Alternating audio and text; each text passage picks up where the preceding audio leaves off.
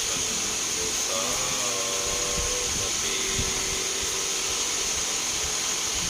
मङ्गलानां च कर्तारौ वन्दे वाणी विनायकौ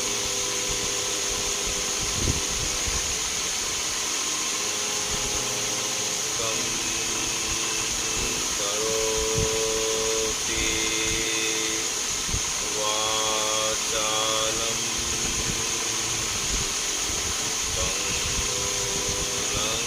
लङ्घयते गिरिं यत्कृपातमहं वन्दे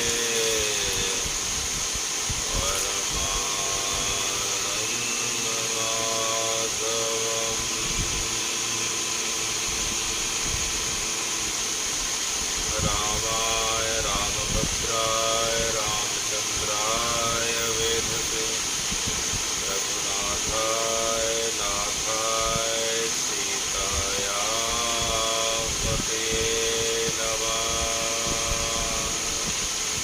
श्रीराम राम रघुनंदन राम राम श्रीराम राम भरतद्रज राम राम श्रीराम राम रणकर्कश राम राम श्रीराम राम शरणं भो राम राम। मातो राम पिता रामचंद्र सर्वस्व में दयालु रामचंद्र न अन्यं जानेयु न जानेयु न जानेयु। रामो राजमणि सदा विजयते रामं रमेशं भजे रामेणाभीता निशाचरचमौ रामाय तस्मै नमः। रामात् नास्ति परायणं परतरं रामस्य दासोऽहम्। रामे चित्तलया सदा भवतु भो मे राम उद्धारया। राम रामेति रामेति रमे रामे मनोरमे सहस्रनाम तत्तुल्यं श्रीराम नामं वरानने। बंशी विभूषितकरा नवनीत डावा पीताम्बरारुणबिं फलाधरोष्ठात् पूर्णेन्दु सुन्दरमुखारविन्दनेत्रात् कृष्णापरं किमपि तत्त्वम् अहं न जाने। कृष्णापरं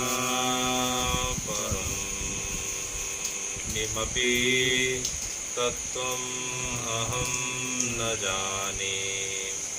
सदाशिवसमारम्भात् आदिशङ्करमध्यमात् सदाशिवसमारम्भात् आदिशङ्करमध्यमात् अस्मदाचार्यपर्यन्तां वन्दे गुरुपरम्परां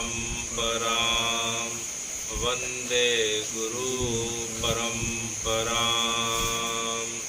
भगवान् अपितारात्रि भगवान् अपितारात्रि शरदेन्दुफुल्लमल्लिका वीक्षरन्तुं मनश्चक्रे वीक्षरन्तुं मनश्चक्रे योगमायामुपाश्रिता योगमायामुपाश्रिता भगवान् अपिता रात्रे।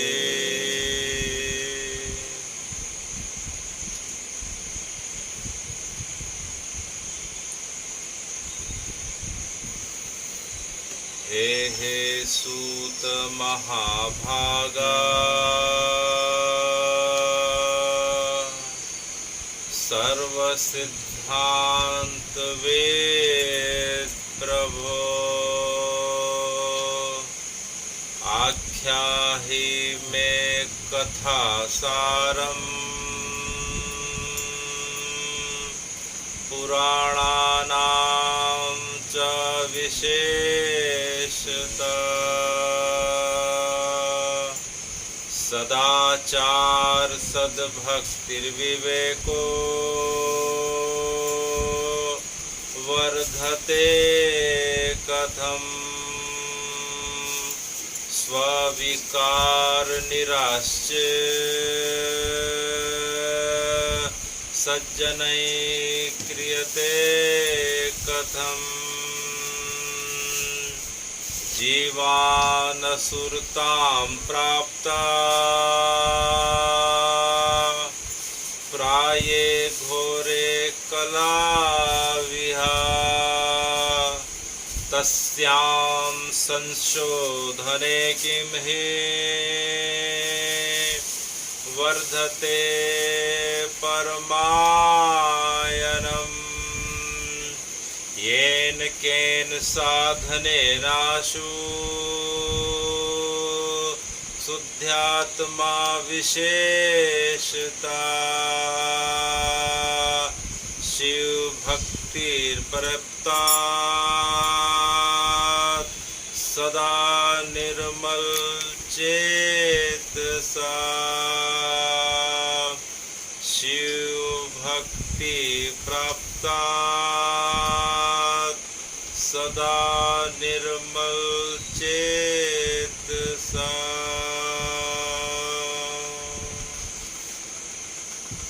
एक बार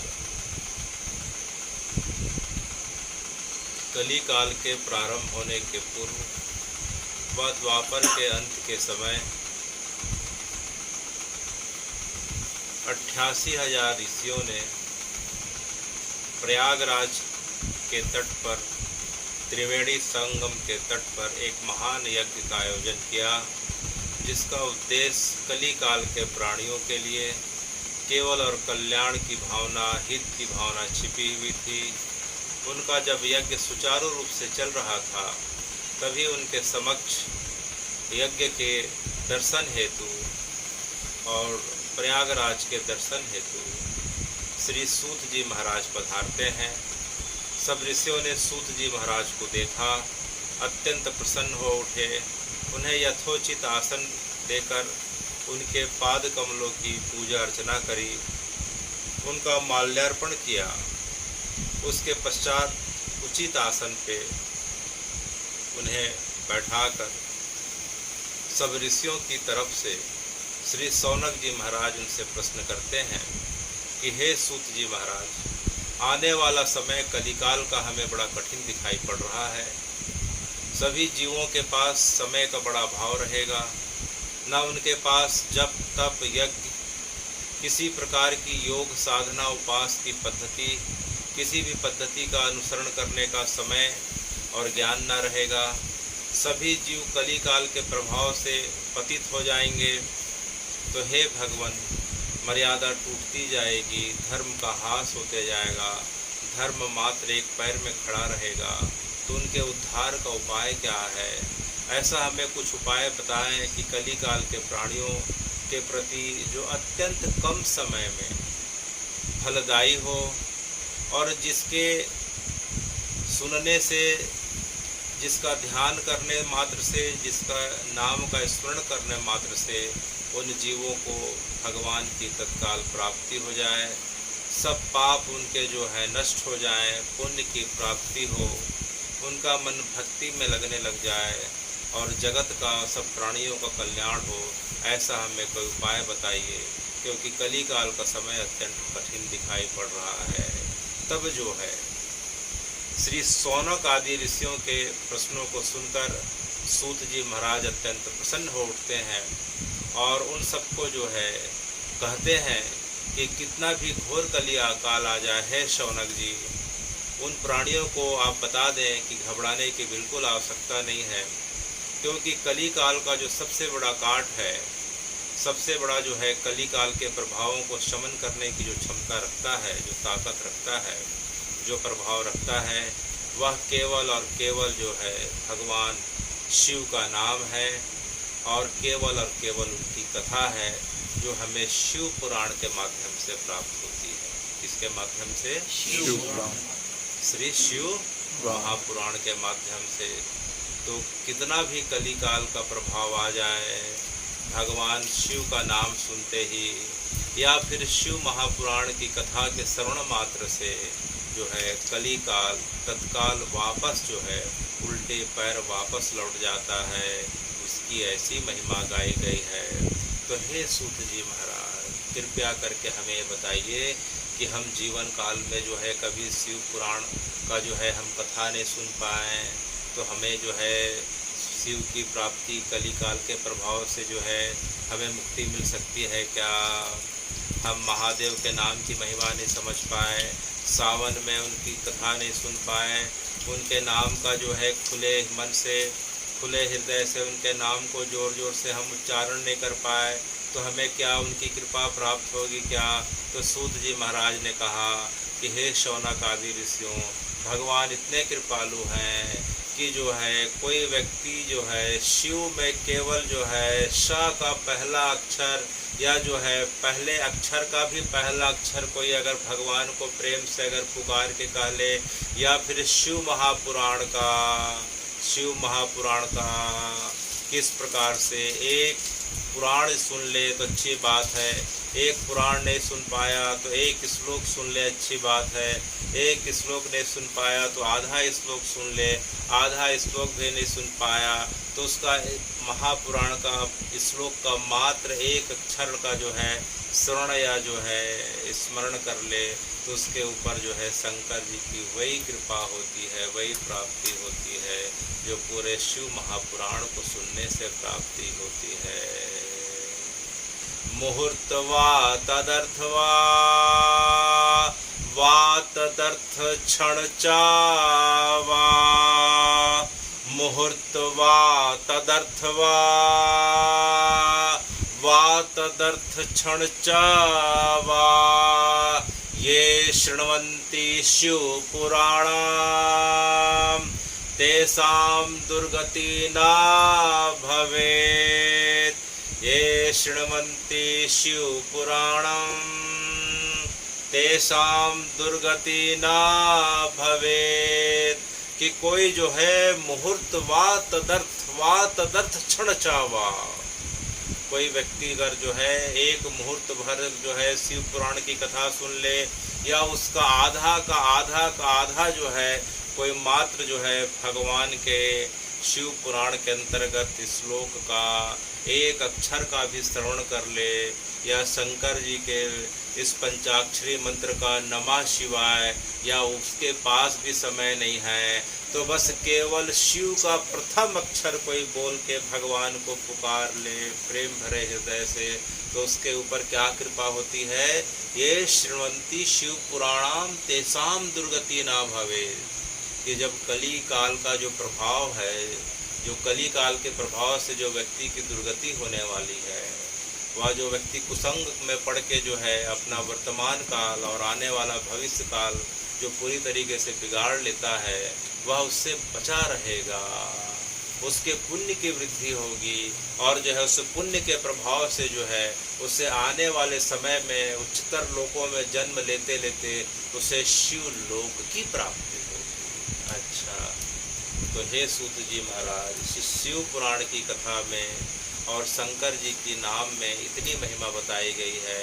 बोले हाँ, इतनी महिमा बताई गई है। अच्छा, कभी समय कौन सा चल रहा है? सूत जी ने शौनक जी से कहा, तो बोले महाराज अभी सावन का महीना चल रहा है, जिसे हम श्रावण मास कहते हैं। कौन सा मास? श्रावण मास।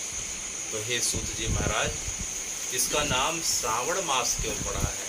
इसका नाम श्रावण मास क्यों पड़ा है? सावन का महीना क्यों पड़ा है? और शंकर जी को अत्यंत प्रिय क्यों है?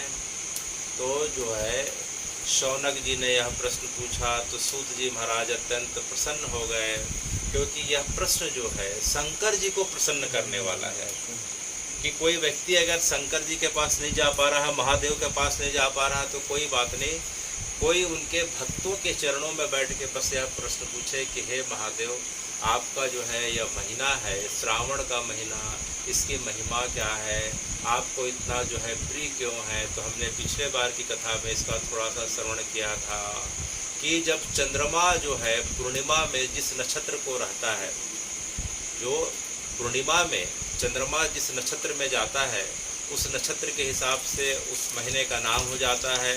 तो जो है इस पूर्णिमा में चंद्रमा जो है श्रावण नक्षत्र पे जो है चले गए हैं, तो इस महीने का नाम श्रावण मास हो गया है।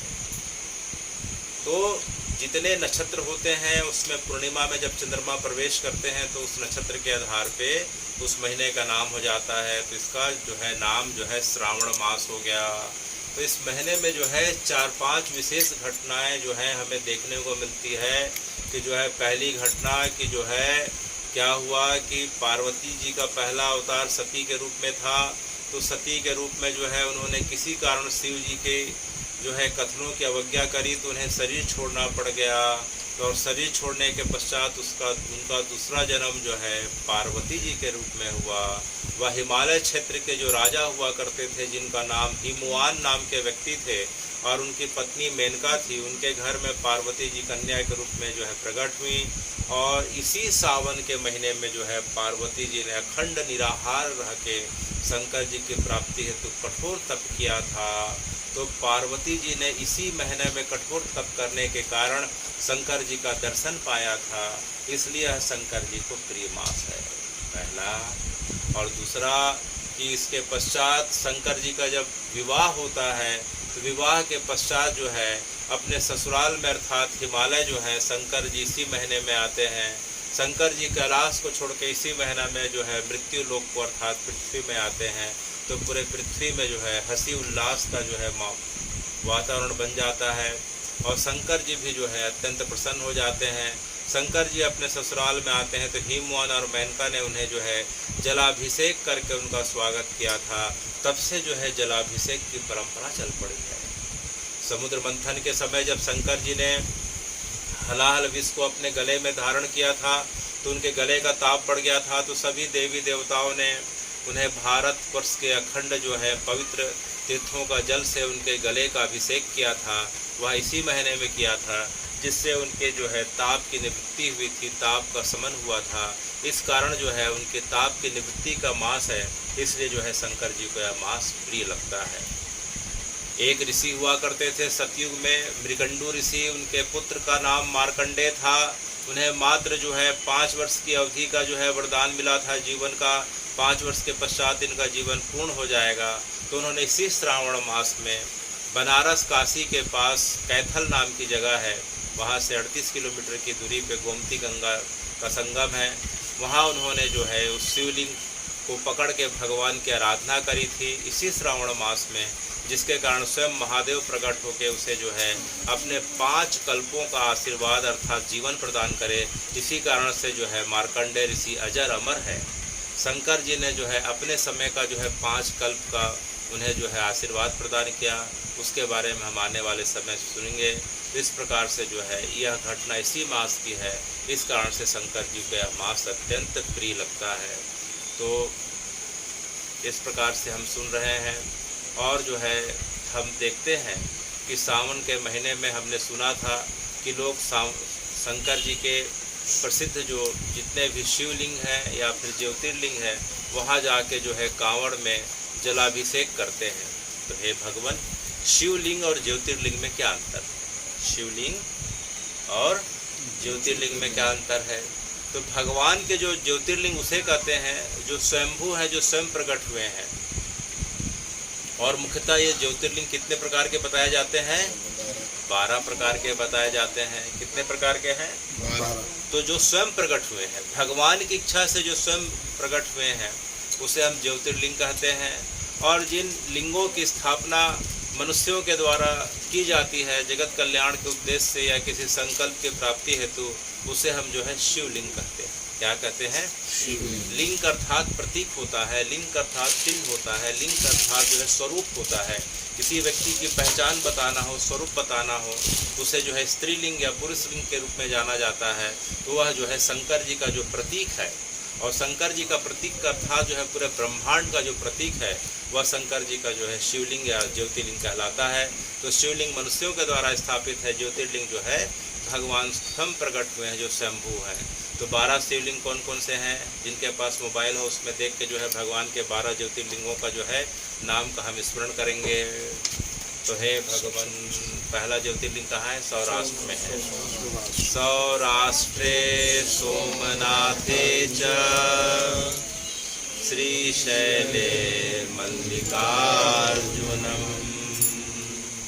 उज्जैन्यां महाकालम ओंकारं अमलेश्वरम परेल्यां वैद्यनाथं च डाकिन्यां भीमाशंकरं सेतुबन्धे रामेशं नागेशं दारुकावने वाराणस्यां तु विश्वेशं त्र्यंबकं गौतमी तटे हिमालये तु केदारे कुस्मेशां च शिवालया। तो ये भगवान के स्वयं प्रकट जो है ज्योतिर्लिंग कितने बताए गए हैं? 12 बताए गए हैं। और पूरे भारतवर्ष अपितु पूरे पृथ्वी में जो है असंख्य संख्या में भगवान के शिवलिंग स्थापित हैं। तो इस श्रावण मास में जो व्यक्ति अपने कंधे पे कांवड़ धारण करते हुए, जिसमें 2 कलशों में 2 पात्रों में पवित्र जल या गंगा जल रहता है, उसे अपने कंधे पे धारण करके जो व्यक्ति शंकर जी के शिवलिंग पे या ज्योतिर्लिंग पे चढ़ाता है, तो उसे जो है अनेक जो है कोटि यज्ञों का, कोटि गौदानों का और कोटि पुराणों की कथा श्रवण करने का उसे फल प्राप्त होता है। ऐसी जो है श्रावण मास में कांवड़ यात्रा की महिमा बताई गई है। और उसमें हमने पिछले बार सुना था कि 2 कलश होते हैं, कंधे के दोनों तरफ जो बांस की जो लकड़ी रहती है उसमें 2 कलश रहते हैं। एक को विष्णु घट कहा जाता है, एक को ब्रह्म घट कहा जाता है। तो हे सूत जी महाराज, हम जो है महादेव को जल अर्पित करने जाते हैं तो उस कलश को या घड़े को अपने सिर पे धारण करके क्यों नहीं ले जाते हैं, या जो है अपने हाथ से कंधे के ऊपर क्यों नहीं धारण करते, कांवड़ के रूप में क्यों ले जाते हैं? उसका कारण क्या है? उसका कारण सूत जी महाराज बताते हैं कि उसका कारण यह है कि हम कलश को अगर जो है हम अपने सिर पे रख के चलें या दोनों हाथ से कंधे पे अगर ढो के चलें तो क्या होगा कि चलते चलते क्या होगा कि कलश का जल जो है थोड़ा सा छलकेगा और छलक के हमारे शरीर से होता हुआ हमारे चरणों को स्पर्श करते हुए, पैरों को स्पर्श करते हुए भूमि में चला जाएगा। तो कलश, भगवान का कलश यात्रा का मतलब यह रहता है कि जो कलश का जल चढ़े तो किसको चढ़े? सिर्फ भगवान को चढ़े और हमारे अंगों को स्पर्श ना करे। क्यों?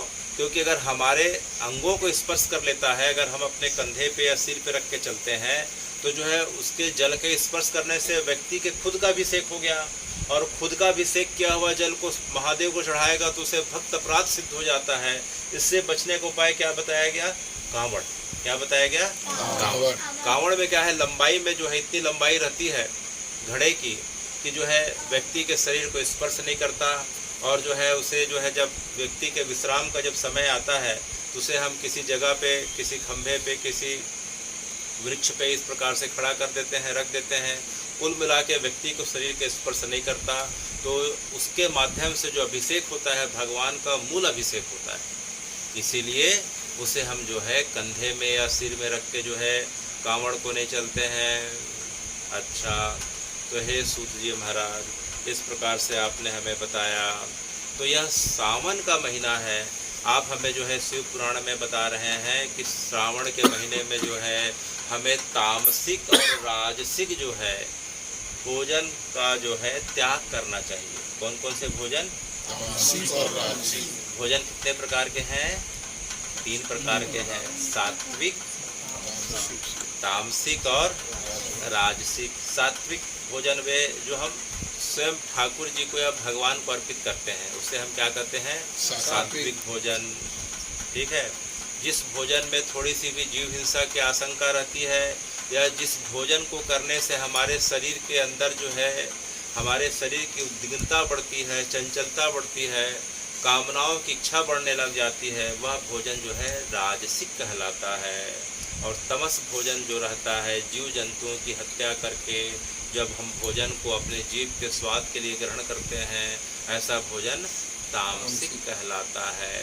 तो राजसिक भोजन में जो आता है, राजसिक भोजन में जो आता है जिससे हमारे शरीर की इंद्रियां जो हैं डोलने लग जाएं, मचलने लग जाएं, भगवान से ध्यान भटकने लग जाए, तो जो है सबसे बड़ा बताया गया है प्याज लहसुन। क्या बताया गया है?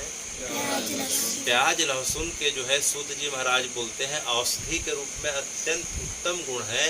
क्योंकि श्रावण का समय है। किसका समय है? श्रावण का समय है।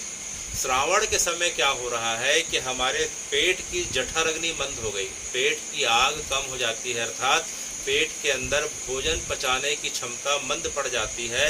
कारण क्या है कि श्रावण में जो है सूर्य देवता के, सूर्य भगवान के दर्शन नहीं होते। अभी दर्शन हो रहे हैं क्या पिछले कुछ दिनों से?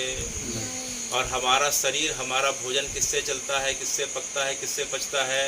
सूर्य भगवान से। तो सूर्य की रोशनी से जो है हमारे शरीर की जठराग्नि जलती है, भोजन पकता है, भोजन पचता है। तो सूर्य के नहीं निकलने के कारण या कम मात्रा में रोशनी के आने के कारण क्या होती है कि हमारे शरीर की जठराग्नि जो है कम हो जाती है, शिथिल हो जाती है, कमज़ोर पड़ जाती है। पेट के अंदर भोजन को पचाने वाले रस या एंजाइम जो हैं कम हो जाते हैं, उनकी तीव्रता में, उनकी क्षमता में कमी आ जाती है। तो ये जितने भी तामसिक और राजसिक भोजन जो बताए गए हैं ये गरिष्ठ भोजन की श्रेणी में आते हैं, जिनको मूलतः देखा जाए वैज्ञानिक दृष्टिकोण से इनको पचने में जो है कई घंटों से लेके कई दिन लग जाते हैं। अगर हम मांसाहार की बात करें तो उसे जो है पचने में, पच के शरीर से बाहर निकलने में 48 से 72 घंटे लग जाते हैं। उसी प्रकार से जो है राजसिक भोजन है 24 घंटे से ज़्यादा लग जाते हैं। और जो सात्विक भोजन है जैसे खिचड़ी हो गया, दलिया हो गया, जो एकदम तरल से तरल है, यह मात्र जो है 6 से 8 घंटे में हमारे शरीर में जो है पच जाते हैं। इसी कारण से इस श्रावण मास में केवल सात्विक भोजन करने की परंपरा बताई गई है। तामसिक और राजसिक भोजन, तामसिक की तो बात अपन हम करने का मतलब इसलिए नहीं है कि यहाँ सभी जो हैं, कोई भी व्यक्ति यहाँ तपस जो है भोज्य पदार्थों का ग्रहण नहीं करते होंगे।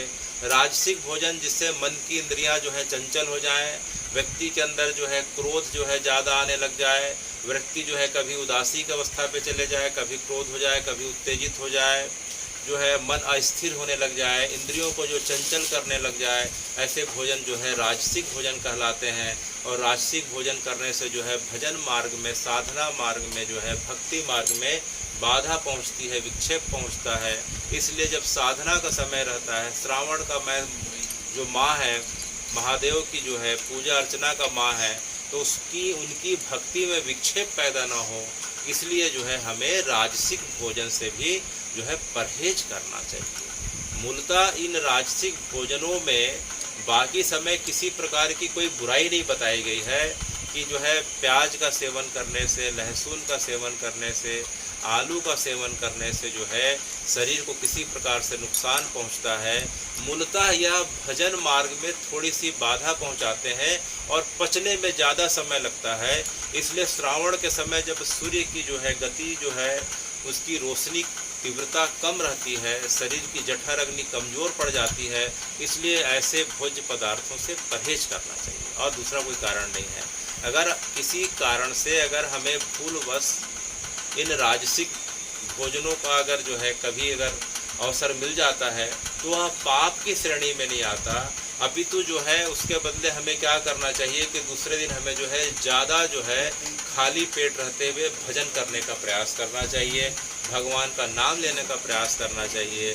प्याज लहसुन आलू खाने से कभी पाप लग ही नहीं सकता। पाप किसमें लगने की संभावना है? यह लगता है इन तामसिक भोजन जिसमें जीव हत्या की जाती है।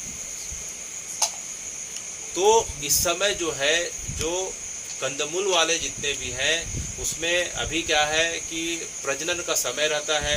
जमीन के अंदर जितने रहने वाले जीवाणु हैं, कीटाणु हैं, सूक्ष्म जीव हैं, वे इन कंदमूल वाले जितने भी सब्जियां हैं उनके अंदर वे बहुत ज़्यादा बहुतायत मात्रा में पाए जाते हैं। तो उनके जो है सेवन से परहेज की बात कही गई है। मूलतः यह कारण है। अगर भूलवश कोई व्यक्ति उसे जो है अच्छी तरीके से धो के उबाल के अगर काट के अगर खाता है तो ऐसा पाप लग जाएगा, ऐसा कुछ नहीं। मूलतः यह भजन मार्ग में थोड़ा सा विक्षेप पैदा करते हैं, राजसिक भोजन। और तीसरा कुछ कारण नहीं है, ना दूसरा कारण है ना तीसरा कारण। तीसरा कारण इसमें बैठता है जिसे हम तमस भोजन कहते हैं, कि अपनी जिह्वा के स्वाद के लिए किसी भी प्राणी की हत्या करके उसे काट कर उबाल कर तल कर इस प्रकार से जीव के स्वाद के लिए अगर उसे ग्रहण किया जाए तो अगर हम परंपरा के हिसाब से कर्म फल के सिद्धांत पर विश्वास करते हैं तो आने वाले समय में भी जो है हमारा वही हश्र होगा जो हम उसके लिए कर रहे हैं। इसे हम कर्म फल का सिद्धांत कहते हैं। इस सिद्धांत से कोई नहीं बच पाया है, इसलिए हमें इन चीज़ों से सावधान रहने की आवश्यकता है।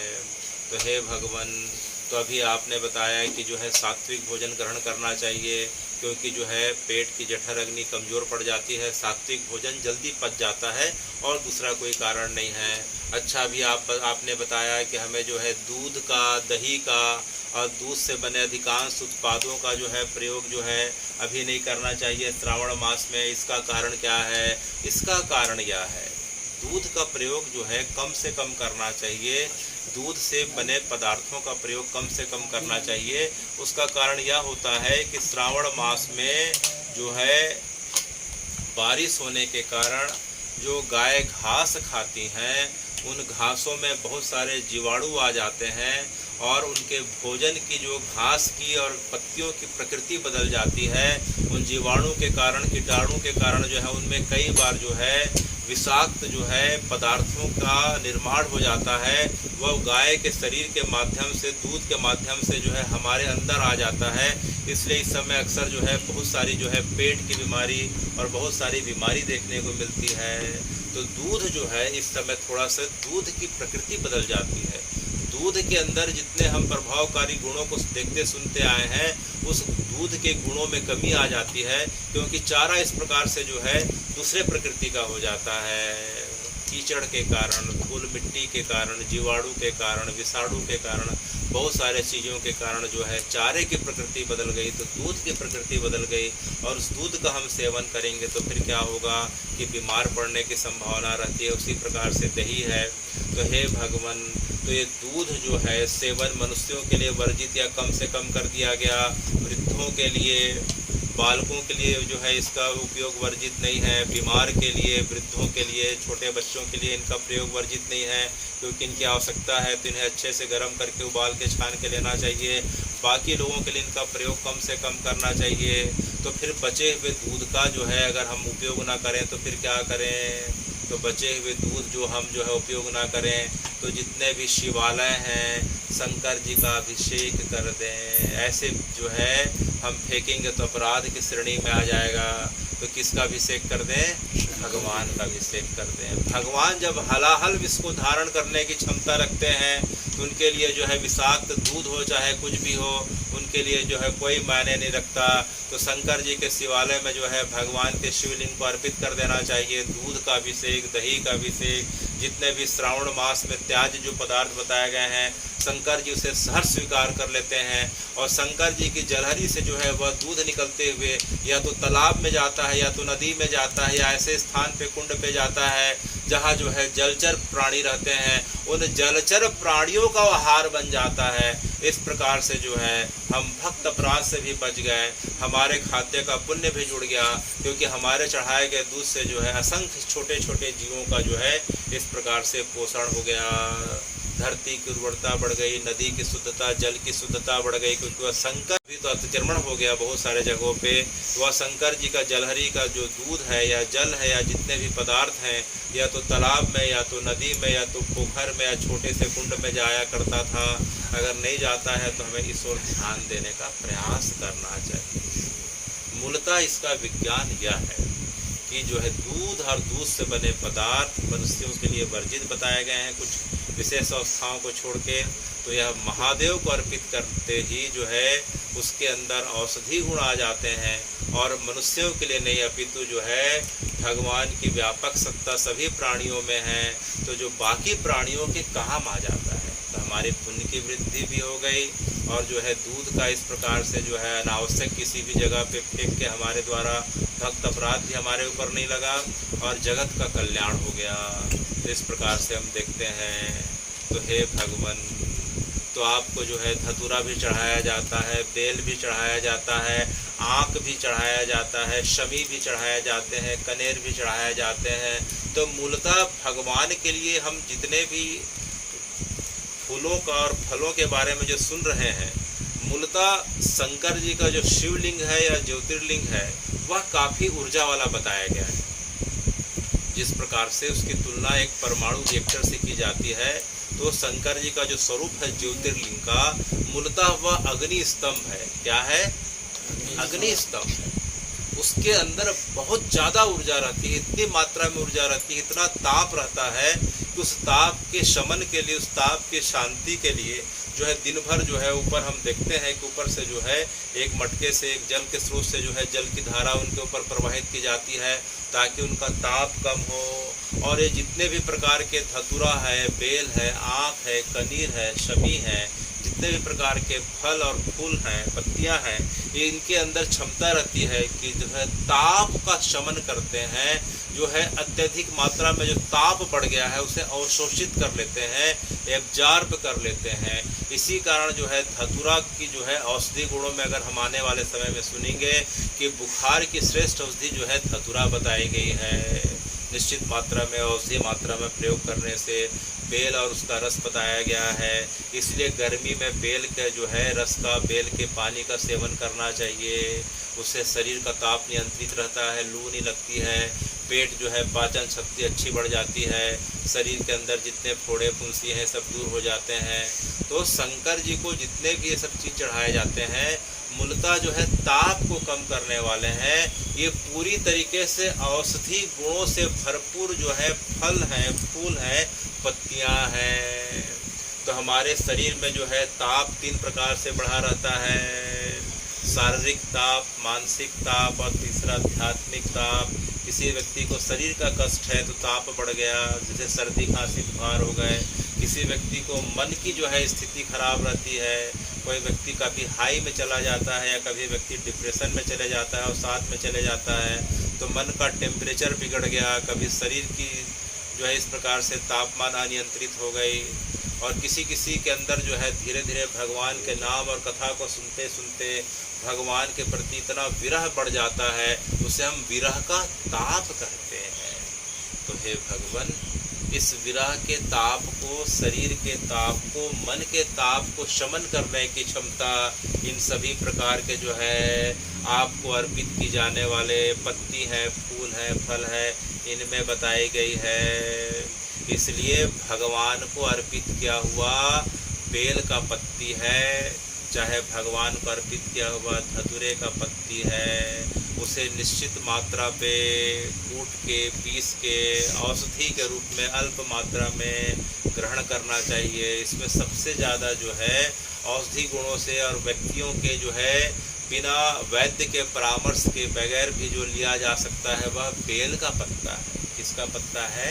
बेल का पत्ता। बेल के पत्ते की महिमा ऐसी है कि बेल के पत्ते को एक बार चढ़ा दें चाहे 50 बार चढ़ा दें, वह जो है कभी बासी नहीं माना जाता। भगवान के जो है अग्नि स्तंभ पे, ज्योतिर्लिंग पे, शिवलिंग पे पहला, और दूसरा कि जो है जब चढ़ गया तो उसे जो है उतार के, धो के, कूट के, पीस के पाउडर के रूप में अगर हम लेते हैं तो हमारे शरीर के अंदर जो है तापों का शमन करता है। अधिकांश हम देखें कि बेल के पत्र में 3 पत्र रहते हैं, त्रिदलम त्रिगुणाकारम। कितने पत्ते रहते हैं अक्सर? सामान्य तौर पे सबसे ज़्यादा 3 पत्तों से युक्त जो है बेल पत्ती दिखता है। जो है त्रिदलम का मतलब यही होता है कि तीनों प्रकार के गुणों का जो है और तीनों प्रकार के तापों का शमन करने वाला है। शारीरिक, मानसिक और आध्यात्मिक तापों का शमन किससे हो रहा है? मात्र बेल के पत्ती के सेवन करने से। इसलिए बेल के पत्ती जो भगवान के जितने भी शिव मंदिर हैं वहाँ चढ़ाने के बाद अक्सर लोग फेंक देते हैं। हमें जाके इस बात का जो है उन्हें जागरूक करना चाहिए कि बेल के पत्ती को फेंकने के बजाय किसी पात्र में या बोरी में क्या करें, इकट्ठा कर लें, उसका चूर्ण बना के पीस के जो है प्रसाद के रूप में शिव मंदिर में आने वाले भक्तों को वितरित किया जाए। तो वह बेल का चूर्ण जो है व्यक्ति के जो है तापों का तो जो है शमन करता है, और उसके अलावा उसके अंदर ऐसे एक भी जो है गुण नहीं है, शरीर के ऐसी एक भी बीमारी नहीं है जिसको शमन करने की उसके अंदर क्षमता न हो। हम चाहे ऊपर से लेकर नीचे तक की बात करें, कि हृदय तंत्र की बात करें, पाचन तंत्र की बात करें, गुर्दा तंत्र की बात करें, जो है स्नायु तंत्र की बात करें, श्वसन तंत्र की बात करें, शरीर में जितने अंग प्रत्यंग हैं, कोशिकाएं हैं, एक एक जगहों पे जाके उसका जो है बड़ा लाभकारी प्रभाव बताया गया है। इसलिए श्रावण के मास में हमें प्रयास क्या करना चाहिए? बेल के पत्तों का जो है इकट्ठा करके क्या कर लेना चाहिए? पाउडर या चूर्ण बना लेना चाहिए, और रोज़ कम से कम जो है 1 चम्मच सेवन करने का प्रयास करना चाहिए। अन्यथा होता क्या है कि पूरे के पूरे जो है बहा दिए जाते हैं, बाद में फेंक दिए जाते हैं, और भगवान को चढ़ाया गया बेल का पत्ती या कोई भी चीज़ जो है प्रसाद हो जाता है। अगर वह फेंका गया तो कुल मिला के फेंकने वालों के ऊपर या देखने वालों के ऊपर या उसे स्पर्श करने वालों के ऊपर जो है भक्त अपराध सिद्ध हो जाता है। उससे बचने का सबसे बड़ा उपाय क्या है? उसे एकत्र करके जो है उसका सेवन करना चाहिए, उसका वितरण करना चाहिए। तो हे भगवान, इस प्रकार से आपने जो है दूध के बारे में, भगवान को चढ़ाए गए जितने भी जो है पात्र हैं उनके बारे में बताया कि सभी के अंदर औषधि गुण हैं जो संसार की दृष्टि में त्याज्य है, जिसको संसार के लोग समान तौर पे ग्रहण नहीं करते। अरे इसके अंदर विष है, इसके अंदर जो है बड़ा इसका दुष्परिणाम है, उसे भगवान जो है सहर्ष जो है ग्रहण करके उसे औषधि युक्त गुणों से जो है भगवान खुद जो है उसे विभूषित कर देते हैं। तो उसी प्रकार की महिमा धतूरा की है, बेल की है, आँख की है, कनीर की है, शमी की है। तो अनेकों अनेक गुणों से जो है इस प्रकार का बताया गया है। तो हम सुनते हैं कि भगवान को अगर जो है 100 कमल चढ़ाया जाए तो भगवान जो है महादेव प्रसन्न होते हैं। अच्छा, अगर 100 कमल नहीं है तो कोई व्यक्ति मात्र 1 नील कमल चढ़ा दे। कितना चढ़ा दे? 1 नील कमल चढ़ा दे तो उसे 100 कमल चढ़ाने का फल मिलता है।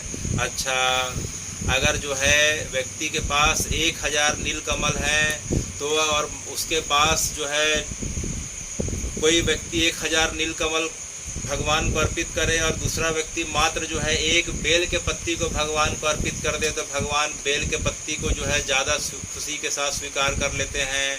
तो 1000 नील कमल चढ़ाने का फल वही मिलता है जो मात्र 1 बेल के जो है पत्ती को चढ़ाने का फल मिलता है, और 1000 बेल पत्ती को चढ़ाने का वही फल मिलता है हे शौनक जी जो मात्र 1 शमी के पत्ते को चढ़ाने का फल मिलता है। किसके पत्ते को?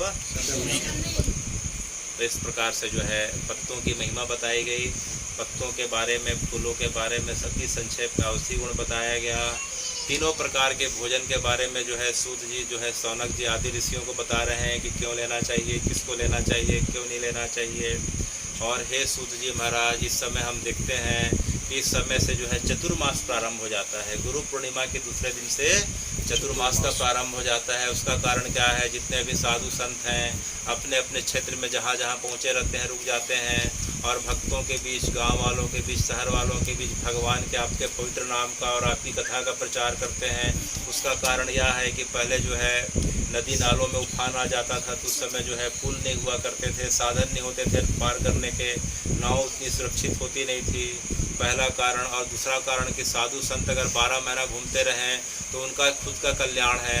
साधु संत जब तक किसी जगह पे स्थिर होके लोगों को भगवान के नाम की महिमा, कथा की महिमा, धाम की महिमा ना बताएं तब तक जो है जनता का, लोगों का कल्याण नहीं हो सकता। इसी कारण से इस मास का चयन किया गया, इसी कारण से महीना जो है चतुर्मास का जो है सबसे श्रेष्ठ मास बताया गया। ये नदियाँ उफान पे रहती हैं, चारों तरफ जंगल में हिंसक जीव जंतु घूमते रहते हैं।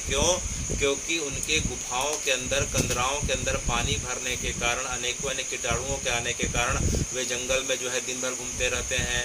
नदियाँ उफान पे हैं, पार नहीं किया जा सकता, आना जाना भी जो है बड़ा जो है सुरक्षित है। तो ऐसे समय में जितने भी जो है साधु जन है, ज्ञानी जन है, योगी जन है, यति जन है, अपने अपने जगहों पे जहाँ पहुँचे हैं जिस समय, उस जगह पे स्थिर होकर जो है अपनी अपनी परंपरा के हिसाब से भगवान के पवित्र नाम का जो है इस प्रकार से गुणगान करें, कथा की महिमा बताएं, धाम की महिमा बताएं। और लोग जो हैं इस समय अब देखते हैं कि अब खेती का समय धीरे धीरे जो है पूरा हो रहा है। अब हरेली के समय के पश्चात जो है कुछ समय विश्राम का मिल जाएगा, तो लोगों के पास समय ही समय है, कहीं आना जाना भी नहीं है, शादी ब्याह का भी समय नहीं है।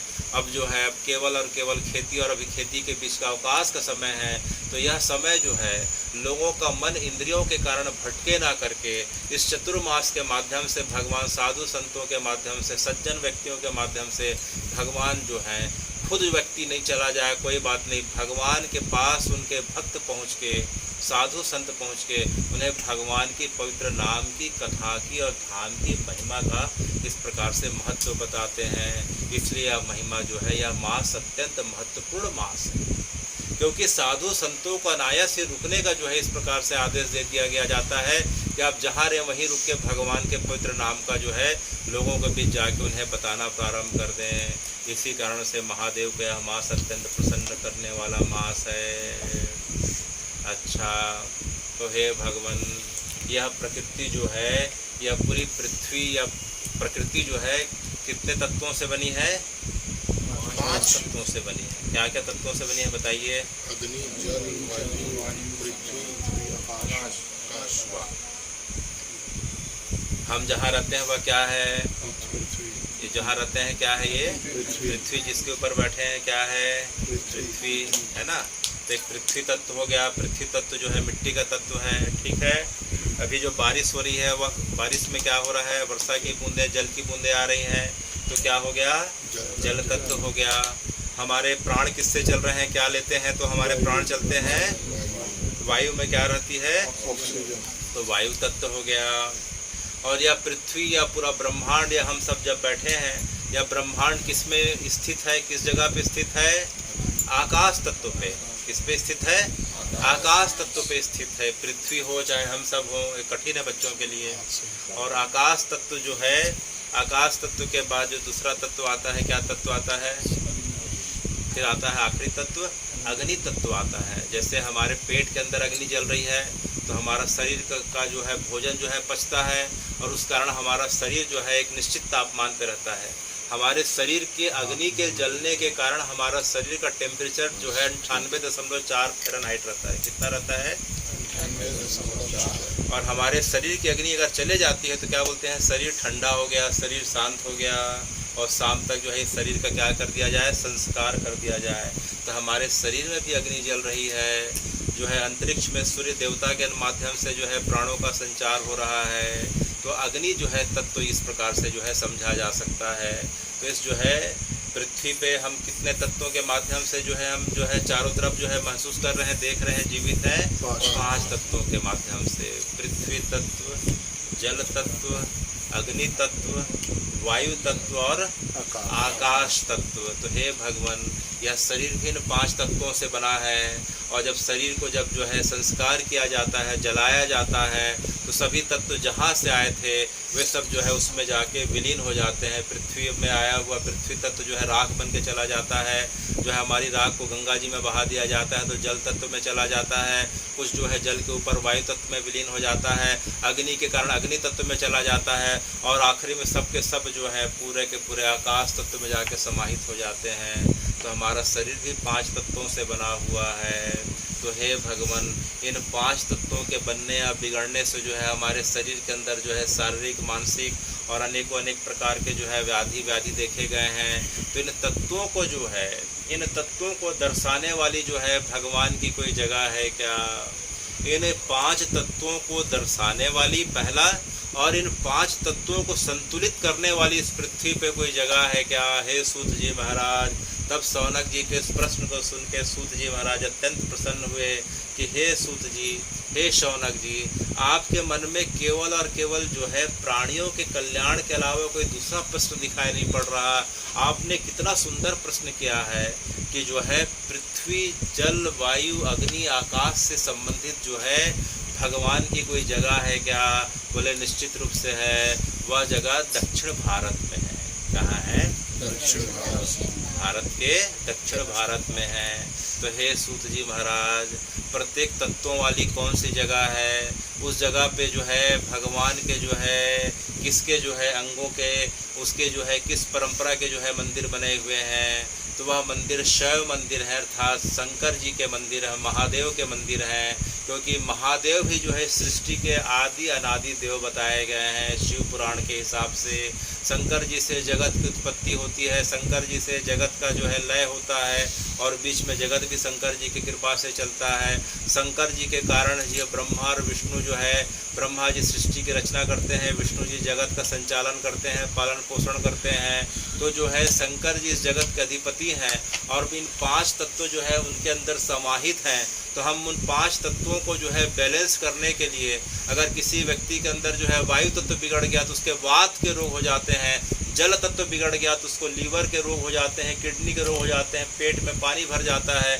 इसी प्रकार से जो है इन 5 तत्वों की कमी या ज़्यादा होने के कारण शरीर के अंदर अनेक रोग हो जाते हैं। तो उन तत्वों को जो है संतुलित करने वाली जगह कौन से है? जहाँ महादेव की साक्षात उपस्थिति है, और जिनको स्वयं पार्वती जी के हाथों के द्वारा निर्मित किया गया है। तो जो है वे 5 तत्व वाले मंदिर जो हैं दक्षिण भारत में हैं, और पंचभूत स्थल कहलाते हैं। क्या स्थल कहलाते हैं? पंचभूत स्थल कहलाते हैं। तो पहला तत्व जो हो रहा है पृथ्वी तत्व, जिस पृथ्वी पे हम रहते हैं, वह पृथ्वी तत्व जो है दक्षिण भारत के कांचीपुरम नाम की जगह पे स्थित है। कौन सी जगह पे? कांची, तमिलनाडु राज्य के कांचीपुरम नाम की जगह पे स्थित है। उसे हम जो है एकाम्बेश्वर महादेव के नाम से जानते हैं। क्या नाम है? एकाम्बेश्वर महादेव। एकाम्बेश्वर महादेव। वहाँ भगवान का श्री विग्रह करीब जो है, वह एक तो भगवान का श्री विग्रह किसका बना है? मिट्टी का बना है, क्योंकि पृथ्वी में क्या है? मिट्टी है। पृथ्वी से हम निकालते हैं तो क्या निकालते हैं? मिट्टी को निकालते हैं।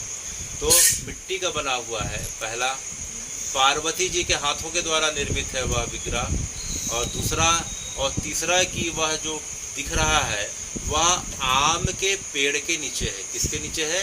आम के पेड़। आम के पेड़ के नीचे है। वह आम का पेड़ हजारों साल पुराना है, और वह जो है जगह के किनारे जो है एक नदी दिखाई पड़ रही है, उसे हम स्वर्ण रेखा नदी कहते हैं। क्या नदी?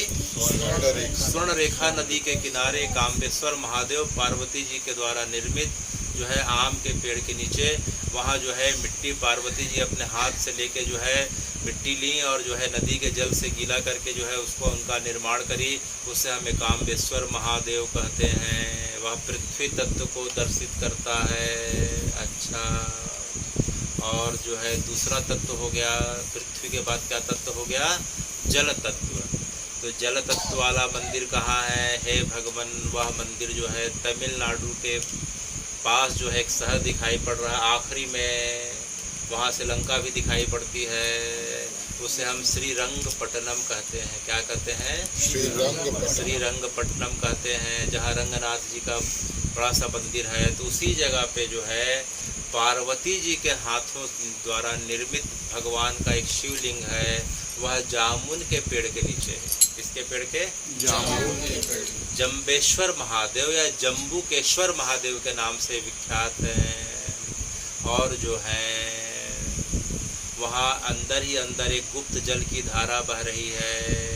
कावेरी नदी के किनारे है, पार्वती जी के द्वारा निर्मित है और जम्बुकेश्वर महादेव के नाम से जगत में विख्यात है। तो एक अम्बेश्वर महादेव चूंकि मिट्टी के बने हैं पहले वाले, इसलिए वहाँ जल का अभिषेक नहीं होता। वहाँ जो है चमेली के तेल का दूर से छींटा किया जाता है और भगवान का एक दूसरा विग्रह जो प्रतीकात्मक विग्रह है उसमें जो है जल का अभिषेक किया जाता है। मूल विग्रह में जो है जल का अभिषेक नहीं किया जाता क्योंकि वह मिट्टी का बना हुआ है। इधर जो है जम्बुकेश्वर महादेव हो गए श्रीरंगपट्टनम में। तीसरा भगवान का जो दिखाई पड़ रहा है अग्नि तत्व। कौन सा तत्व? अग्नि तत्व। अग्नि तत्व। तो अग्नि तत्व वाला भगवान का मंदिर कहाँ है? इन पांचों भूतों में, इन पांचों शिवलिंगों में सबसे महत्वपूर्ण जो है यह अग्नि तत्व वाला मंदिर बताया जा रहा है। यह तमिलनाडु से करीब 70 किलोमीटर, मद्रास से 70 किलोमीटर की दूरी पे अन्नामलाई क्षेत्र पड़ रहा है। वहाँ पर्वत है, उस पर्वत का नाम है अरुणाचल पर्वत। क्या नाम है? अरुणाचल पर्वत पे भगवान का शिवलिंग है। उसे अरुणाचलेश्वर महादेव कहते हैं। क्या कहते हैं? जगत में जो है सबसे पहले भगवान का जो स्तंभ प्रकट हुआ, प्रकाश स्तंभ, अग्नि स्तंभ प्रकट हुआ इसी जगह पे। उसकी कथा हम पिछले बार सुने थे कि एक बार ब्रह्मा जी और विष्णु जी के मन में यह भावना आ गई कि मैं बड़ा। तो दोनों में युद्ध होने लगा। मैं बड़ा करके युद्ध बढ़ते बढ़ते बहुत बढ़ गया। तब जो है एक पशुपति अस्त्र का प्रयोग करने लग गए, एक नारायण अस्त्र का प्रयोग करने लगे। विष्णु जी नारायण अस्त्र का प्रयोग करके जो है पूरे ब्रह्मांड को खत्म कर देना चाहते थे। ब्रह्मा जी जो है पशुपति अस्त्र का प्रयोग करके ब्रह्मांड को, जीव जंतुओं को खत्म कर देना चाहते थे। उनके बीच इतनी जो है लड़ाई छिड़ गई। तब जो है यह देख के शंकर जी अत्यंत क्रोधित हो जाते हैं और दोनों के बीच जो है एक अग्नि स्तंभ के रूप में प्रकट होते हैं। वह जगह यही है अरुणाचलेश्वर महादेव। इसी जगह पे, इसी पर्वत पे भगवान का जो है बाण स्तंभ जो है, प्रकाश स्तंभ प्रकट हुआ था। वह जगह अरुणाचलेश्वर महादेव है। तो जो है दोनों ने देखा, उन्हें समझ में नहीं आया। आकाशवाणी हुई कि जो व्यक्ति इसका छोर का पहले पता लगा लेगा उन दोनों को जो है, उन दोनों में से एक को जो है बड़ा घोषित कर दिया जाएगा। तो ब्रह्मा जी हंस पे बैठ के ऊपर की छोर का पता लगाने चले। विष्णु जी जो है सूकर के माध्यम से धरती को खोद के नीचे का गहराई का छोर पता लगाने चले। ऐसे करते करते हजारों वर्ष बीत गए, दोनों का छोर का पता नहीं चला कि भगवान का बाण स्तंभ, प्रकाश स्तंभ इतना बड़ा था, ज्योतिर्स्तंभ इतना बड़ा था कि ना और पता चल रहा था ना छोर पता चल रहा था। ब्रह्मा जी थक गए थे। तभी उन्होंने देखा कि ऊपर से केतकी का फूल नीचे आ रहा है। तो केतकी के फूल को देख के उन्होंने कहा कि हे केतकी के फूल, तुम मेरे लिए एक काम करो। बोले क्या? कि तुम विष्णु जी के पास चलना और बोलना कि मैंने जो है ऊपर के जो है छोर का पता लगा लिया है। ब्रह्मा जी ने ऊपर को छोर को देख लिया है, तुम ऐसी गवाही दे देना।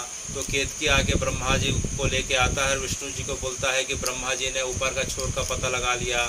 यह देख के विष्णु जी ब्रह्मा जी के चरणों की पूजा करते हैं और उन्हें बड़ा घोषित करते हैं और अपने आप को छोटा बोलते हैं कि आप बड़े, मैं आपसे छोटा।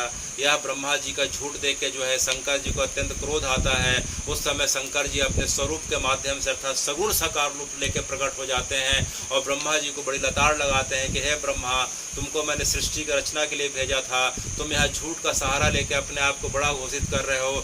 जाओ, आज से जगत में तुम्हारी कहीं पूजा नहीं होगी।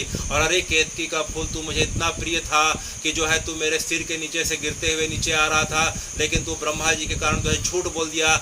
जा, आज से तू मुझे भी अप्रिय हो गया। आज से मैं तुझे देखना भी पसंद नहीं करूँगा। तो जो है केतकी, तब से ब्रह्मा जी को जो है केतकी का फूल जो है, केवड़े का फूल शंकर जी को इस प्रकार से तब से जो है नहीं चढ़ाया जाता। और ब्रह्मा जी के जो है पूरे जगत में कहीं भी जो है पुष्कर को छोड़ के कहीं जो है मंदिर नहीं बताई जाती है। तब ब्रह्मा जी भगवान से बार बार निवेदन करते हैं कि हे भगवान, मुझसे गलती हो गई, मुझ पर कृपा करें, कृपा करें। तब ब्रह्मा जी को शंकर जी ने कहा कि जब भी जो है श्राद्ध का समय होगा, जब भी जो है यज्ञ का समय होगा, तो यज्ञ में हवि जो है आपको दिया जाएगा, आप प्रत्यक्ष रूप से, लेकिन प्रत्यक्ष रूप से जो है कहीं आपका जो है कहीं आपकी पूजा अर्चना नहीं की जाएगी। और विष्णु जी के जो है इस प्रकार से सत्य वचनों को देख के कि जो है विष्णु जी आपने सत्य का पालन किया, तो जो है आज से आप जगत में जो है सबसे बड़े होके पूजित होगे, आपकी जय हो, इस प्रकार से जो है शंकर जी के माध्यम से विष्णु जी को प्रथम घोषित कर दिया जाता है। ब्रह्मा जी को भगवान जो है बड़ा कड़ा दंड देते हैं। तो यह जगह यही जगह है। अरुणाचलेश्वर महादेव जो है, जो अन्नामलाई क्षेत्र पे स्थित है, उस जगह पे भगवान का पहला जो है विराट स्वरूप जो है अग्नि का स्तंभ प्रकट हुआ था, जिसे अग्नि स्तंभ कहते हैं, जिसकी ना ऊंचाई और छोर जो है ना ऊपर का पता चल रहा था ना नीचे का पता चल रहा था। तो विष्णु जी ने जो है शंकर जी से निवेदन किया कि हे भगवान, आपके कारण, आपकी कृपा के कारण हमें तो इसके थोड़े बहुत दर्शन हो गए, अभी भी हमें और का पता चल रहा है ना छोर का। आने वाले समय में आप जगत के मनुष्यों के लिए, प्राणियों के लिए आप कृपा करके स्थिर हो जाइए और इतनी ऊर्जा कर दीजिए कि लोग आपका दर्शन कर सकें। तब भगवान ने अपने आप को करीब करीब 3 फीट की ऊंचाई पे स्थित जो है एक जो है ज्योतिर्स्तंभ के रूप में प्रकट किया, जिसे हम अरुणाचलेश्वर महादेव कहते हैं। क्या कहते हैं? अरुणाचलेश्वर महादेव। और यह घटना हुई थी अगहन महीने में। अगहन महीने के जो है मघन का महीना था, जो नवंबर का महीना आता है उसे हम अगहन का महीना कहते हैं, मार्गशीर्ष का महीना भी कहते हैं। और उस समय आद्रा नक्षत्र था। कौन सा नक्षत्र था? आद्रा नक्षत्र का समय था, मार्गशीर्ष का महीना था। इस समय जो है यह घटना हुई थी। तो जो तीसरा तत्व जो अग्नि को प्रदर्शित करता है उसे हम अरुणाचलेश्वर महादेव कहते हैं। उस मंदिर के गर्भगृह में जैसे जाएंगे अत्यंत हमें जो है गर्मी का, उष्मा का अनुभव होता है। जहाँ जल तत्व है भगवान का जम्बुकेश्वर, वहाँ में थोड़ा ठंडी का जल के कारण अनुभव होता है। वायु तत्व में जाएंगे तो जो है चौथा जो है भगवान का जो विग्रह है वह वायु तत्व का है। कौन सा विग्रह है? वायु तत्व का विग्रह है। वह आंध्र प्रदेश में है। आंध्र प्रदेश में चित्तूर जिले में कालहस्ती नाम की जगह है। कालहस्ती नाम की जगह पे भगवान का जो है यह विग्रह है, जो है हमें जो है कालहस्तेश्वर महादेव के नाम से जाना जाता है। यहाँ वायु तत्व की प्रधानता है। किसकी प्रधानता है? अगर हम तिरुपति बालाजी मंदिर जाते हैं, तिरुपति बालाजी मंदिर से करीब 37 किलोमीटर की दूरी पे है और जो है यह जगह कालहस्ती महादेव के नाम से जाना जाता है।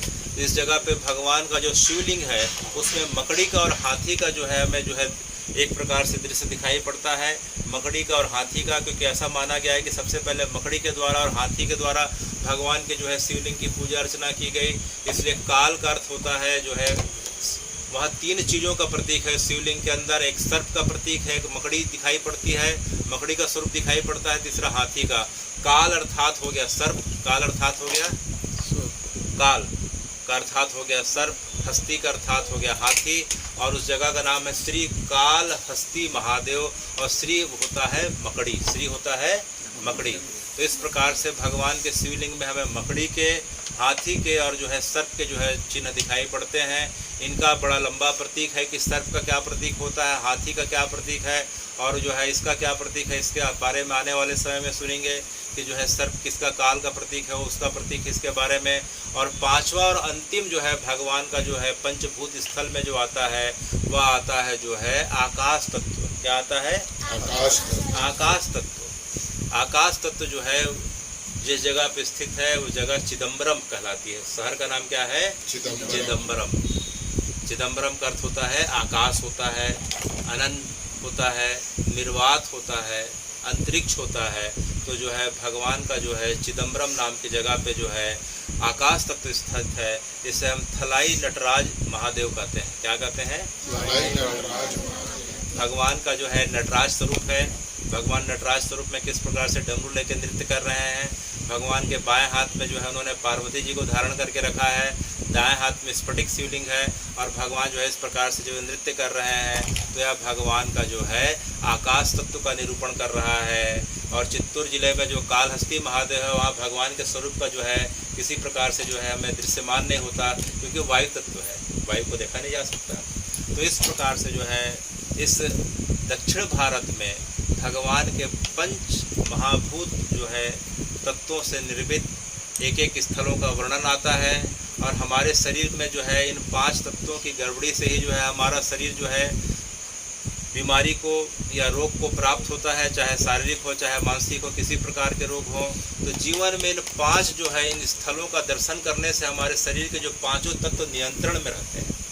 हमारे शरीर के 5 तत्वों को अगर नियंत्रित करना हो तो इन जो है इन पंच महाभूत स्थल पे जाने का, दर्शन करने का प्रयास करना चाहिए। तो चूँकि हम पहली बार सुन रहे हैं, नई चीज़ सुन रहे हैं, इसलिए हम फिर से जो है इसका स्मरण करेंगे। जो पृथ्वी तत्व वाली जो जगह है उसे हम क्या कहते हैं? एकाम्बेश्वर महादेव। जल तत्व वाले को जगदेश्वर महादेव। अग्नि तत्व वाले को अरुणाचलेश्वर महादेव। वायु तत्व वाले को श्री काल महादेव। और जो है 5वां आकाश तत्व को क्या बोलते हैं? चिदम्बरम महादेव। थल्लई नटराज महादेव। तो इस प्रकार से जो है भगवान के पंच महाभूत वाले स्थल बताए गए हैं। तो हे भगवान, ये पंच महाभूत वाले स्थल हैं। उसी प्रकार से काशी भी 5 है। काशी भी कितनी है? 5 काशी है। कौन कौन सी 5 काशी है? पहली है कौन सी काशी? पहली है गुप्त काशी। पहली कौन सी है? दूसरी है उत्तर काशी। तीसरी है वाराणसी। चौथी है दक्षिण काशी। और 5वीं है शिव काशी। तो जो पहली और दूसरी जो है गुप्त काशी और उत्तर काशी कहाँ है? उत्तराखंड में। कहाँ है? उत्तराखंड। गुप्त काशी हम जब केदारनाथ की यात्रा पे जाएंगे तो रुद्रप्रयाग के पास पड़ता है गुप्त काशी। ठीक है, अगस्त ऋषि के द्वारा निर्मित है, उनके द्वारा स्थापित है। उसके बाद गुप्त काशी के बाद उत्तर काशी पे आएंगे तो जो है ऋषिकेश से करीब 155 किलोमीटर की दूरी पे है और परशुराम जी के द्वारा स्थापित है। और जो तीसरा जो काशी है वो तो बनारस है। ठीक है, विश्वेश्वर महादेव की जगह है, काशी विश्वनाथ की जगह है। और बनारस के पास मिर्ज़ापुर है। मिर्ज़ापुर के पास जो जगह दिखाई पड़ रही है उसे हम दक्षिण काशी बोलते हैं। क्या बोलते हैं? दक्षिण काशी बोलते हैं। और शिव काशी माने जहाँ पटाखे बनते हैं, तमिलनाडु में है शिवा काशी। उसी प्रकार से काशी भी 5 है और भगवान के पंच महाभूत वाले जगह भी 5 है। तो हे भगवान, इस सावन में हम सुनते हैं कि जो है महादेव स्वयं जो है वृंदावन में राधा वल्लभ जी की जो है क्या करते हैं? अभिषेक करते हैं। राधा वल्लभ जी जो है गोपेश्वर महादेव का अभिषेक करते हैं। और जो है गोपेश्वर महादेव किनका अभिषेक कर रहे हैं? राधा वल्लभ का। तो शंकर भगवान के जो निज ठाकुर हैं, महादेव के जो निज ठाकुर है कौन है? राधा वल्लभ। तो राधा वल्लभ जो मूलतः वृंदावन के नहीं है, राधा वल्लभ जो है मूलतः वृंदावन के नहीं है, श्वेत द्वीप के हैं। कौन से द्वीप के हैं? श्वेत द्वीप का किसी किसी पुराणों में वर्णन आता है कि जिसे हम नवद्वीप मायापुर भी कहते हैं, कलकत्ता के पास, उस स्थान का वर्णन आता है। किसी किसी जगह पे दूसरे जगह का वर्णन आता है। कल्प भेद के अनुसार पे समझा जा सकता है। तो श्वेत द्वीप पे एक ब्राह्मण रहा करते थे आत्मदेव नाम के। कौन रहते थे? आत्मदेव नाम के ब्राह्मण थे। अत्यंत निर्धन थे। महादेव की उन्होंने अनन्य तपस्या करी। महादेव प्रसन्न हुए तो महादेव से उन्होंने मांगा कि जो है आपकी प्रिय वस्तु मुझे दी जाए। महादेव ने कहा कि जो है मेरी प्रिय वस्तु मत लो भाई ऐसा करके। तो उन्होंने कहा कि आपकी प्रिय वस्तु ही मुझे चाहिए। तो उन्होंने कहा कि हे आत्मदेव, आँखों को बंद करिए। आँखों को बंद करें। बोले एक ही शर्त पे मिलेगी, बोले आप इनकी खूब सेवा करेंगे। बोले ठीक है महाराज। उनको लगा कि कोई जो है हीरा मोती पन्ना इस प्रकार का कोई मणि आभूषण दे रहे हैं। तो जब उन्होंने आँख खोला तो देखते हैं कि भगवान का एक विग्रह है। वह विग्रह राधा वल्लभ का था। किसका था? राधा वल्लभ। श्री राधा वल्लभ जी का विग्रह था, जिसे शंकर जी हमेशा अपने हृदय से लगा के रखते थे। उन आत्मदेव नाम के ब्राह्मण को दिए तो उन्होंने देखा रे तो भगवान का विग्रह आ गया। अभी तक तो खाने का जो ठिकाना नहीं था, अब भगवान की ठाकुर जी की सेवा कैसे करें? शंकर जी की सेवा में तो कुछ विशेष रहता नहीं है। जल चढ़ाओ नहीं चढ़ाओ, भोग लगाओ नहीं लगाओ, कोई आरती का नियम नहीं, कोई ठीक से पूजा का नियम नहीं। अब तो ठाकुर जी कष्टयाम सेवा कैसे करूं करके बड़े चिंतित होने लग गए। उनके पास जो भिक्षा से आता था उसका कभी भोग लगाते थे, कभी भगवान को भूखे रखते थे। वे बड़े दुखी होने लग गए। उन्होंने खुद भगवान से फिर प्रार्थना करी, महादेव से। तब महादेव के माध्यम से जो है महादेव ने अपनी बांसुरी को भेजा। किसको भेजा? बांसुरी को भेजा। बांसुरी को मनुष्य रूप लेके भेजा। महादेव ने फिर क्या किया कि जो भगवान की जो बांसुरी थी मनुष्य रूप लेके भेजा, वह कहलाए हित हरिवंश महाराज। कौन कहलाए? हित हरिवंश। तो हित हरिवंश जी जाते हैं, फिर जो है उनके माध्यम से राधा वल्लभ जी की सेवा होती है और वही राधा वल्लभ जी को लेके वृंदावन आते हैं और वृंदावन में जो है तब से लेकर आज तक जो है उनके दर्शन हो रहे हैं। राधा वल्लभ जी के दर्शन के लिए कहा जाता है राधा वल्लभ दर्शन दुर्लभ। राधा वल्लभ दर्शन दुर्लभ। सब बिहारी जी के दर्शन हो जाते हैं, संभव है, लेकिन राधा वल्लभ के दर्शन जो हैं अनेक जन्मों का प्रारब्ध, जब पुण्य का जो है उदय होता है तब राधा वल्लभ जी का दर्शन होता है, जिसका आप लोगों ने बड़े भाव के साथ दर्शन किया है। तो राधा वल्लभ जी का दर्शन की जो बड़ी विशेषता यह है कि जो है उनकी सेवा जो है, उनकी सेवा करने के लिए कौन आई है? बांसुरी आई है। कौन आई है? तो हे भगवान, हम अगर देखें तो ठाकुर जी की अर्थात भगवान की 3 प्रकार की लीला हो रही है हर समय। एक होती है कुंज लीला, एक हो रही है निकुंज लीला और एक हो रही है निवृत्त कुंज लीला। कौन कौन सी लीला?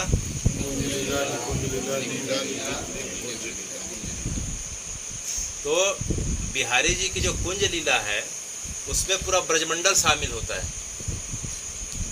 उसमें पूरा ब्रजमंडल शामिल होता है। जैसे भगवान के बाल सखा भी हैं, तनसुख है, मनसुख है, त्रिदामा है, सुदामा है, सुबल है, विशाल है, रसाल है, ये सब हैं।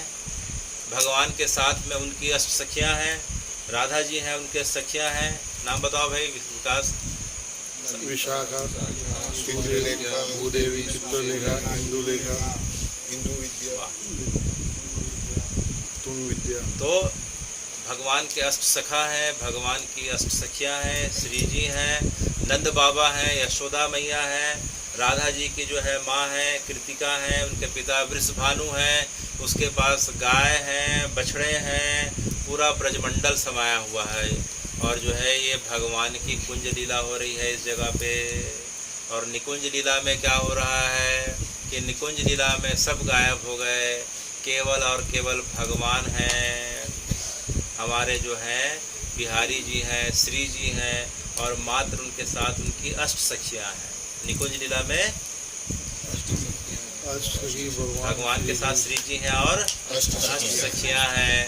और उसके पश्चात जो ऊपर की और लीला है निवृत्त निकुंज की लीला, उसमें अष्ट सखियाँ भी नहीं रहती हैं, केवल जो है श्यामा श्याम अर्थात ठाकुर जी और श्री जी हैं, राधा और कृष्ण हैं।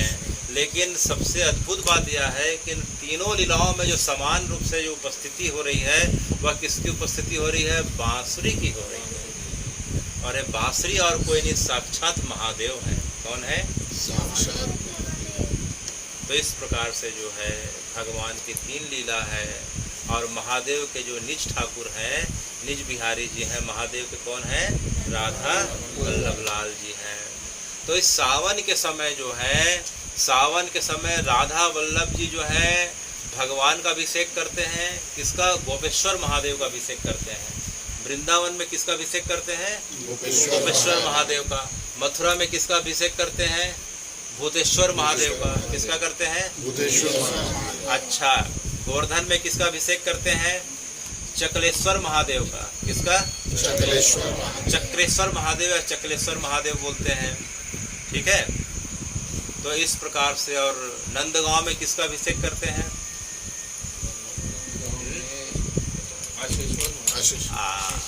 आशीश्वर महादेव का। तो इस प्रकार से जो है बिहारी जी वृंदावन में गोपेश्वर महादेव का कर रहे हैं, मथुरा में भूतेश्वर महादेव का, आशीश्वर महादेव का, चक्रेश्वर महादेव का। तो भगवान भी जो है महादेव का सावन में अभिषेक कर रहे हैं। राम जी तो कांवड़ पकड़ के खुद जो है कहाँ जा रहे हैं? सुल्तानगंज से जल लेके कहाँ जा रहे हैं? बैद्यनाथ जा रहे हैं। तो ये सावन का समय ऐसा समय है कि खुद ठाकुर जी, बिहारी जी महादेव का अभिषेक करते हैं और बाकी समय सावन बीतने के बाद महादेव खुद जो है बिहारी जी की सेवा करते हैं। तो इस प्रकार से हरिहर का मिलन है। और अभी जो है अगर हम जगन्नाथ जी की बात करें तो जो है जगन्नाथ जी स्वयं जो है बलभद्र और सुभद्रा जी के साथ जो है लिंगराज आके भगवान की जो है रोज़ अभिषेक करके जा रहे हैं। और जो है पांचों जो है जगन्नाथपुरी के महादेव हैं। एक आध दो का नाम बताओ भाई। गोपी जी जगन्नाथपुरी में 5 महादेव का नाम सुने जी थे? जी जी जी सर। दर्शन करे हो? जी सर। एक आध का नाम बताओ। नीलकंठेश्वर महादेव और दूसरा है जम्बेश्वर महादेव, बहुत बढ़िया। तीसरा है मार्कंडेश्वर महादेव, कपालेश्वर महादेव और पांचवा है। तो इस प्रकार से जो है ये इसको हरिहर का मिलन कहते हैं। क्या कहते हैं? हरिहर का मिलन। तो अभी सावन का समय है तो जगन्नाथ जी सबसे पहले क्या करते हैं, बलभद्र सुभद्रा जी के साथ अब क्या कर रहे हैं कि पांचों जो है महादेव उनके मित्र के रूप में जगन्नाथपुरी में हैं। उनका अभिषेक करते हुए भगवान जो है रोज़ लिंगराज जाते हैं, लिंगराज महादेव का अभिषेक करते हैं। और इस प्रकार से जो है मथुरा वृंदावन में हमने सुना तो भारत के प्रत्येक जगह पे और प्रयागराज में और काशी में जो है बिंदु माधव अर्थात विष्णु जी जो है विश्वेश्वर महादेव अर्थात जो है काशी विश्वनाथ का अभिषेक करते हैं। और इधर बद्रीनाथ जी जो है किसका अभिषेक करते हैं? केदारनाथ जी का अभिषेक करते हैं। तो इसे हम हरिहर का मिलन कहते हैं। मूलतः हरिहर में कोई अंतर नहीं है। और इस हरिहर को जो है जिस प्रकार से जो है तीर्थ हरिवंश जी ने केवल भगवान का नाम लेके पाया और भगवान का नाम लेके पाया और उज्जैन में भी जो है भगवान इसी कारण से प्रकट हुए हैं। भगवान के प्रकट होने का कारण सिर्फ और सिर्फ उनका नाम है। नाम के कारण भगवान प्रकट हो जाते हैं। तो उज्जैन में हमने सुना कि काकभूषणी जी का एक जन्म जो हुआ था अयोध्या जी में हुआ था मनुष्य के रूप में। महाकाल पड़ा तो उज्जैन चले जाते हैं महाकाल के पास, वहाँ उनके गुरु मिलते हैं। तो किसी कारण से जो है उनके अंदर अभिमान आ जाता है। तो महाकाल के मंदिर में एक बार जाते हैं तो जो है उनके गुरु जाते हैं तो देखते हैं कि काकभूषणी जो मनुष्य के रूप में थे वहाँ बैठे थे, गुरु के सामने खड़े नहीं होते हैं। तो गुरु को क्रोध आ जाता है लेकिन कुछ नहीं बोलते। यह देख के महाकाल अर्थात महादेव को क्रोध आ जाता है और वे श्राप दे देते हैं। तो महादेव ने श्राप दे दिया कि तू 1000 योनियों तक जो है जा, जो है सांप के समान पड़ा है तो 1000 योनियों तक जो है इस प्रकार से सांप बन के रहा। तो यह देख के जो है उनके गुरु को बड़ी जो है दया आ जाती है कि मेरे शिष्य के ऊपर भगवान ने श्राप दिया। तो उन्होंने वहाँ जो है एक जो है स्रोत की रचना करी। उस स्रोत के प्रभाव से जो है शंकर जी प्रसन्न होते हैं और काकभूषणी को मूलतः मनुष्य स्वरूप प्रदान करते हैं। बाद में वही कौवा के रूप में जो है भगवान के जो है बाल लीलाओं के साक्षी बनते हैं। तो वह स्रोत जो है महाकाल के मंदिर में प्रकट हुआ, जिस स्रोत का नाम है श्री रुद्राष्टकम। क्या नाम है? श्री रुद्राष्टकम। चलो याद है किसी को? नहीं तो मोबाइल खोल लो भाई। चलो। नमामि शमिशान निर्वाण रूपम ब्रह्मवेद स्वरूपम निजं निर्गुणं निर्विकल्पं वीर्यं चिदाकाशमाकाशवासं भजेऽहं निराकारं तुरीयं गिरिजानगोपीतमीशं गिरीशं करालं महाकालकालं कृपालं गुणागार संसारपारं नतोऽहं तुषाराद्रिशङ्काशगौरं गभीरं मनोभूतकोटिप्रभाश्रीशरीरं स्मरन्मौलिकल्लोलिनीचारुगङ्गा लसत्कालबालेन्दुकण्ठे भुजङ्गा चलत्कुण्डलं भ्रूसुनेत्रं विशालं प्रसन्नाननं नीलकण्ठं दयालं मृगाधीशचर्माम्बरं मुण्डमालं प्रियं शङ्करं सर्वनाथं भजामि प्रचण्डं प्रकस्तं प्रगल्भं परेशम् अखण्डम् अजं भानुकोटिप्रकाशं त्रयः शूलनिर्मूलनं शूलपाणिं भजेऽहं भवानीपतिं भावगम्यं कलातीतकल्याणकल्पान्तकारी सदा सच्चिदानन्ददाता पुरारी चिदानन्दसन्दोहमोहापहारी प्रसीद प्रसीद प्रभो मन्मधारी नयावधुमानाथ पादारविन्दं भजन्तीह लोके परेवा नराणां न तावत् सुखं शान्ति सन्तापनाशं प्रसीद प्रभो सर्वभूतादिवासं जराजन्म दुःखौ गतातप्यमानं प्रभो पाह्यापन्नमामीश शम्भो नमामि शमीशान निर्वाणरूपं विभुं व्यापकं ब्रह्मवेदस्वरूपं विभुं व्यापकं ब्रह्मवेदस्वरूपम् सदा सेव्या सदा सेव्या सदा सेव्या विशेषता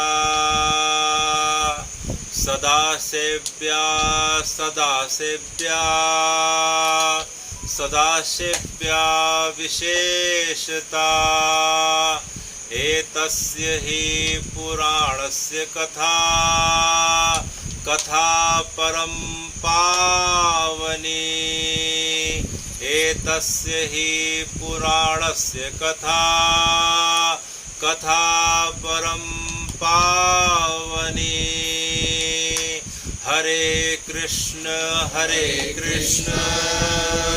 कृष्ण कृष्ण हरे हरे हरे राम राम राम हरे हरे हरे कृष्ण कृष्ण कृष्ण हरे हरे हरे राम